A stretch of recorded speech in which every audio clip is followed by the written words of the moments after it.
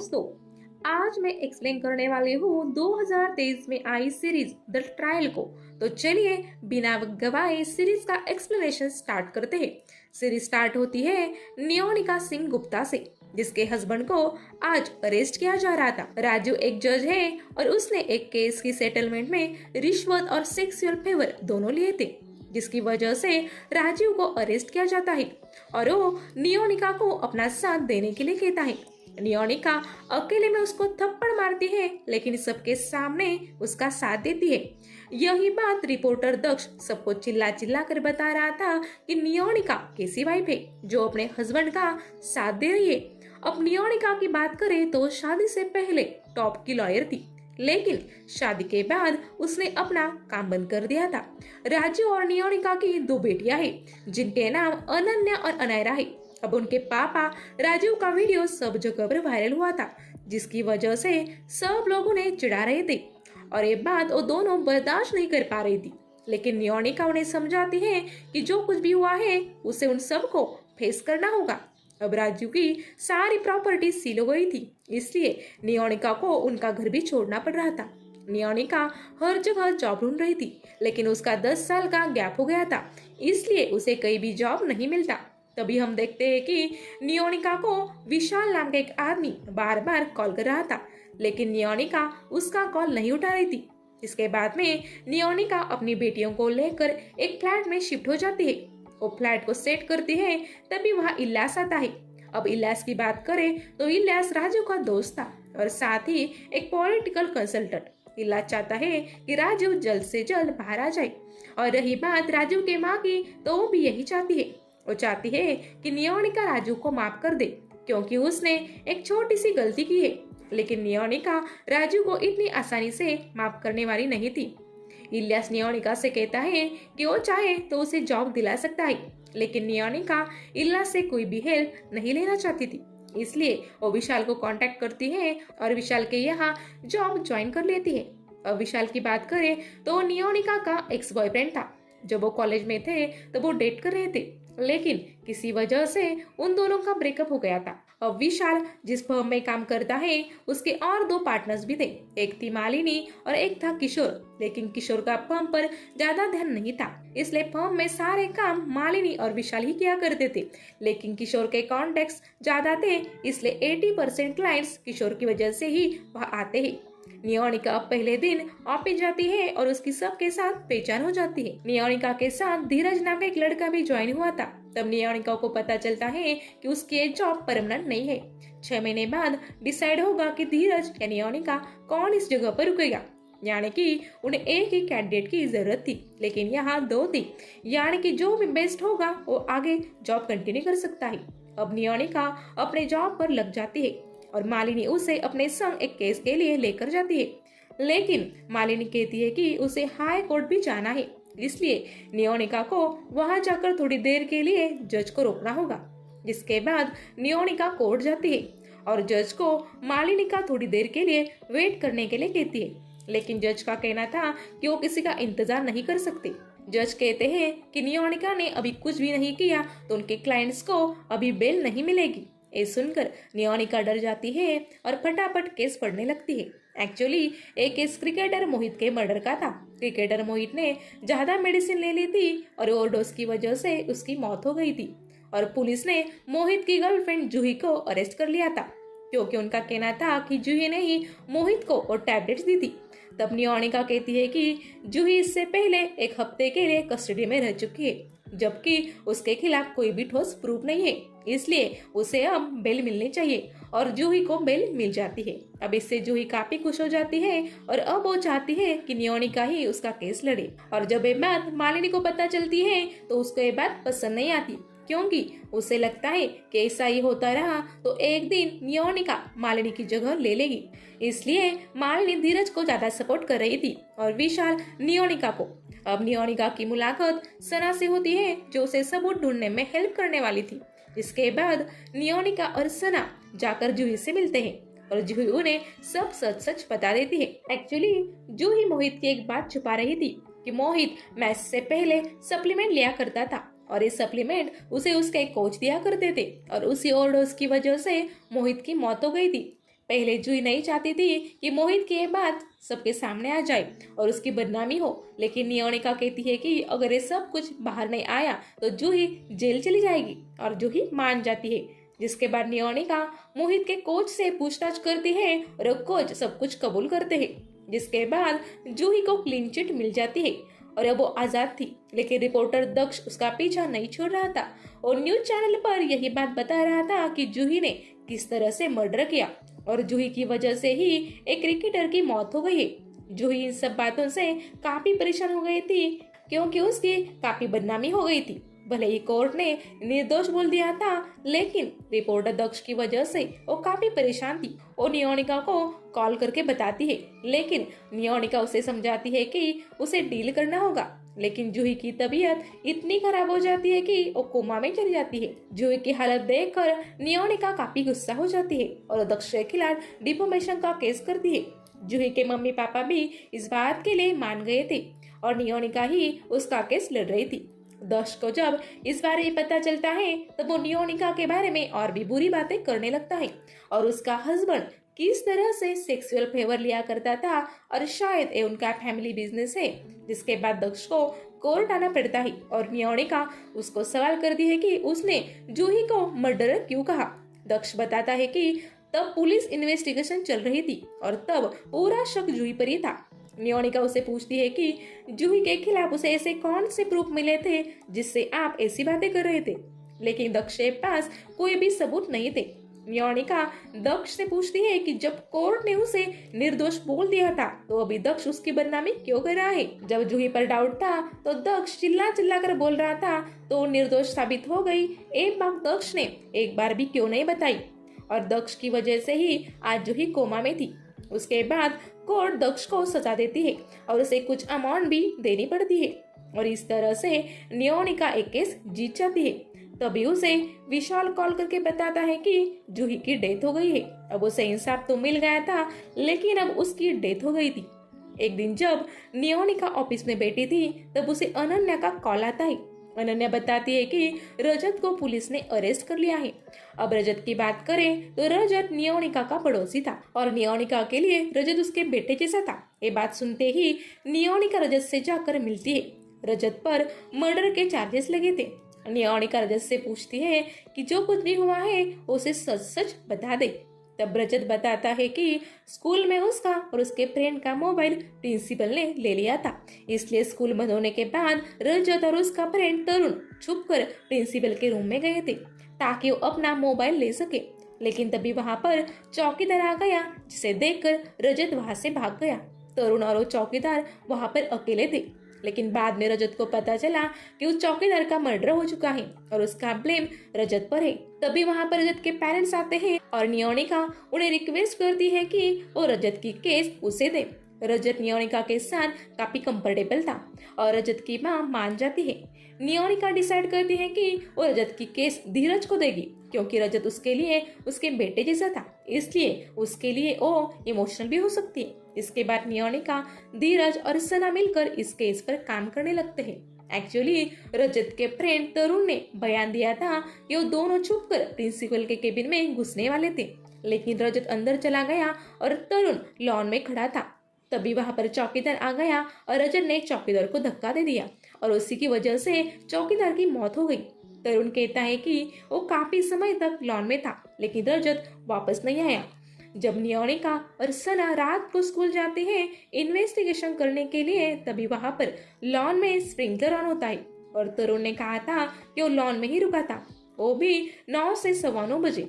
नियोनिका principal से बात करती है तो उसे पता चलता है कि रोज 9 से 9:15 बजे स्प्रिंकलर ऑन होते हैं। तब नियोनिका कोर्ट को ये बता देती है कि तरुण झूठ बोल रहा है, क्योंकि अगर उस वक्त लॉन में खड़ा था तो वो भीग चुका होता, क्योंकि उस वक्त स्प्रिंकलर ऑन होते हैं। तब पता चलता है कि तरुण को एंकल इश्यू थे और उसी की चक्कर में तरुण ने चौकीदार को धक्का दे दिया था और सारा दोष रजत पर डाल दिया था, जिसके बाद रजत निर्दोष साबित हो गया था। नियोनिका जब कोर्ट से बाहर आती है तब उसकी मुलाकात शरद जादव से होती है। वो म्युनिसिपल कमिश्नर है और साथ ही तरुण के चाचा भी। वो कहते हैं कि नियोनिका ने तरुण को सजा देकर गलत काम किया। शरद को लग रहा था कि नियोनिका उससे बदला ले रही है। क्योंकि नियोनिका के हस्बैंड को जेल भेजने वाला कोई और नहीं बल्कि शरद जादव ही था। एक्चुअली राजीव ने शरद से ही रिश्वत ली थी और शरद ने ही उसका वीडियो वायरल किया था और नियोनिका को धमकी देता है कि अगर उसके रास्ते में आई तो उसके पति के और भी वीडियो उसके पास है और वो वायरल कर देगा। ये सुनकर नियोनिका काफी ज्यादा हर्ट होती है, लेकिन उससे डरती नहीं। जिसके बाद वो राजीव से मिलने जाती है। राजीव से माफी मांग रहा था, तब नियोनिका उसे कहती है कि वो उसे कभी भी माफ नहीं कर सकती। अब नियोनिका पर काम का प्रेशर ज्यादा था, इसलिए वो घर का ख्याल अच्छे से रख नहीं पा रही थी। लेकिन उसकी सास उसे बार बार टॉन्ट मार रही थी। उसका घर पर बिल्कुल भी ध्यान नहीं है। उनका कहना था कि उसे उसकी बेटियों को इतना फ्रीडम नहीं देना चाहिए, लेकिन नियोनिका उनकी बातों पर ज्यादा ध्यान नहीं देती। लेकिन उसकी सास नियोनिका को बिना बताए उसकी बेटियों को लेकर राजू के पास जाती है और राजू को बताती है कि नियोनिका आजकल विशाल के साथ बहुत ज्यादा बिजी होती है, जिस वजह से उसका घर पर बिल्कुल भी ध्यान नहीं होता। जब नियोनिका को ये बात पता चलती है कि उसकी सास बिना उसे बताए बच्चों को लेकर जेल गई थी, तो सास पर काफी ज्यादा गुस्सा होती है। एक दिन जब ऑफिस में नियोनिका काम कर रही थी, तभी वहां पर किशोर आता है। उसकी मालिनी के साथ अच्छी दोस्ती थी, लेकिन उसकी विशाल के साथ इतनी अच्छी नहीं बनती थी। साथ ही किशोर बिल्कुल भी फर्म की तरफ ध्यान नहीं देता था, जिसकी वजह से उनके इन्वेस्टर्स भी कमा रहे थे और उनकी फर्म्स को फंड्स भी कमा रहे थे। और इसलिए विशाल ने कुछ इन्वेस्टर से बात की थी और ये बात किशोर को पसंद नहीं आती और वो अपने पार्टनरशिप कैंसिल करके चला जाता है। जाते वक्त वो स्टाफ को ऑप्शन देता है कि या तो उसके साथ चले या इनके साथ रहे, लेकिन नियोनिका विशाल और मालिनी के साथ रुकती है। अब किशोर के चले जाने की वजह से उनके फंड्स और ज्यादा कम हो गए थे, क्योंकि उनके पास जो क्लाइंट्स आते थे वो 80% किशोर की वजह से ही आते थे। इसलिए उनको केस सॉल्व करने के साथ साथ क्लाइंट्स भी लाने थे। अब सब लोग अपने काम में लग जाते हैं, तभी वहां पर एक और केस आता है। एक्चुअली कंस्ट्रक्शन साइट पर एक मशीन क्रैश हो गई थी, जिसकी वजह से 3 मजदूरों की जान गई थी और उनकी वाइफ चाहती थी कि वो बिल्डर उनसे माफी मांगे, लेकिन बिल्डर का कहना था कि वो माफी नहीं मांगेगा और सभी को 1 लाख रुपए देगा। जिसके बाद नियोनिका और विशाल इस केस पर काम करने लगते हैं और उन्हें कुछ प्रूफ्स भी मिलते हैं। एक्चुअली बिल्डर ने और एक बिल्डिंग के साथ भी ऐसा ही किया था, वहां पर भी ऐसा ही एक्सीडेंट हुआ था, लेकिन बिल्डर ने पैसे देकर मुंह बंद कर दिया था। ये सब देखकर विशाल नियोनिका से कहता है कि उन्हें आउट ऑफ कोर्ट सेटलमेंट करनी होगी।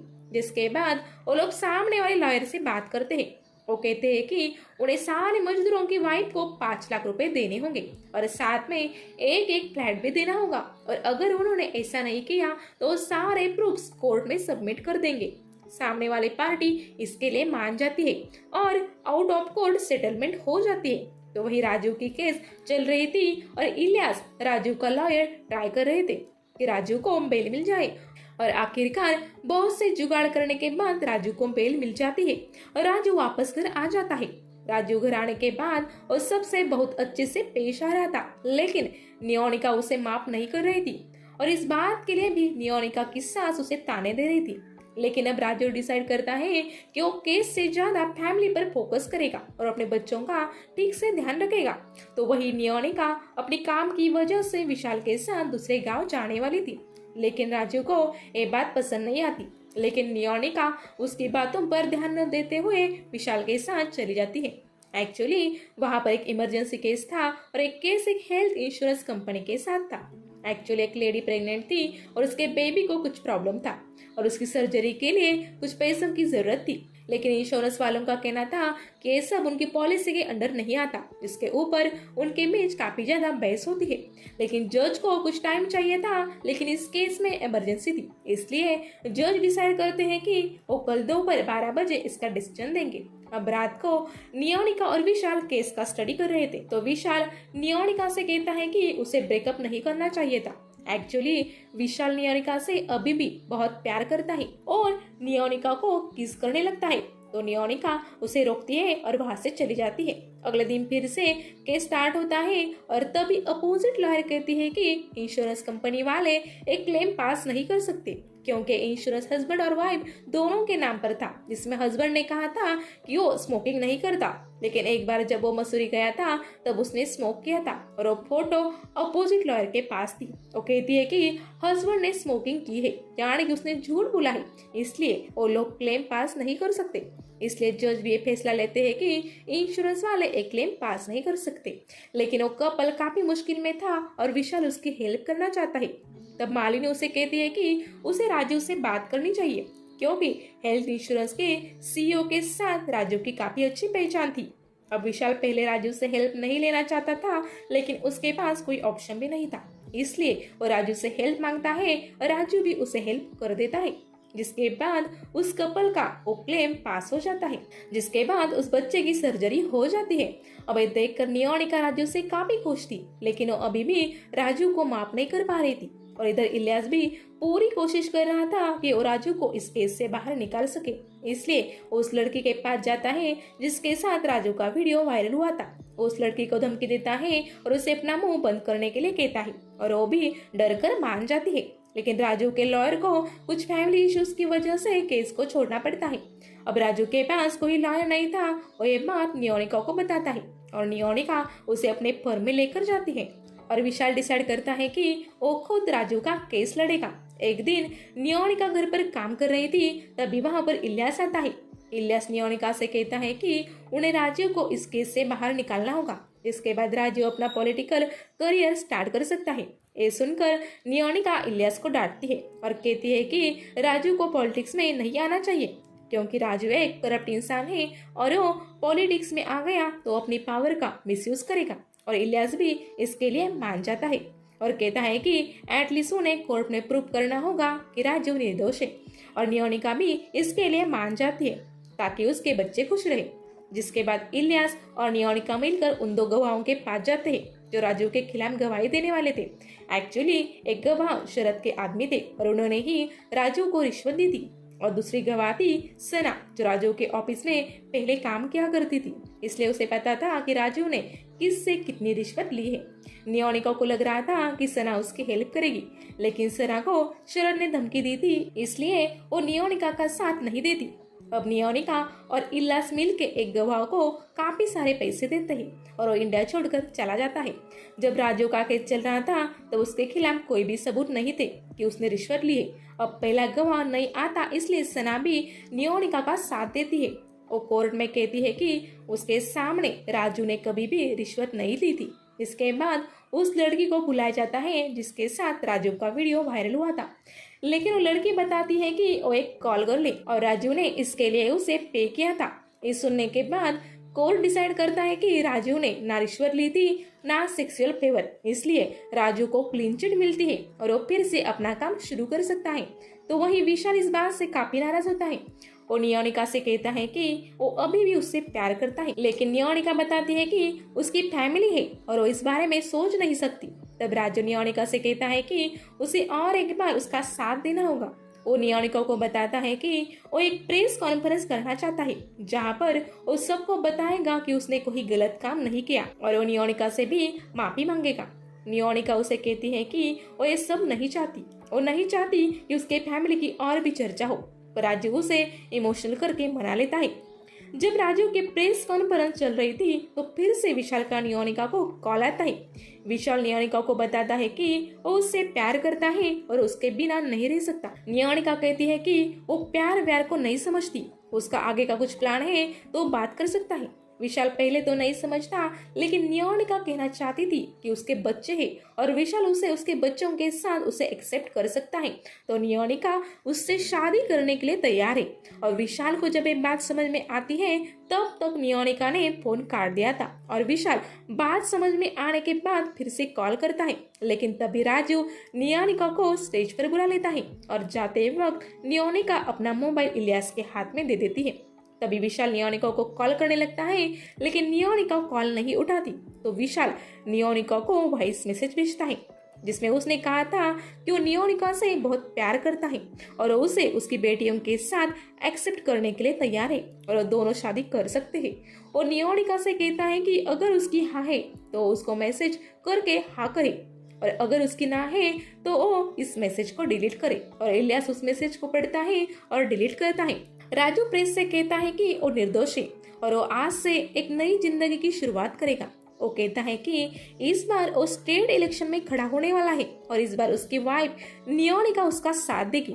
अब नियोनिका ये सुनकर शॉक थी क्योंकि राजू ने उसे इस बारे में कुछ भी नहीं बताया था, क्योंकि नियोनिका जानती थी कि अगर राजू पॉलिटिक्स में आ गया तो कोई शरीफ आदमी बनकर नहीं रहेगा, वो अपनी पावर का जरूर मिसयूज करेगा और यहीं पर ये सीरीज एंड हो जाती है। तो दोस्तों, आपको मेरा एक्सप्लेनेशन पसंद आया होगा तो वीडियो को लाइक कर देना और चैनल के ऊपर नए हैं तो चैनल को सब्सक्राइब करना भूलिएगा नहीं। तो चलिए मिलती हूँ अगली वीडियो के साथ, तब तक के लिए गुड बाय।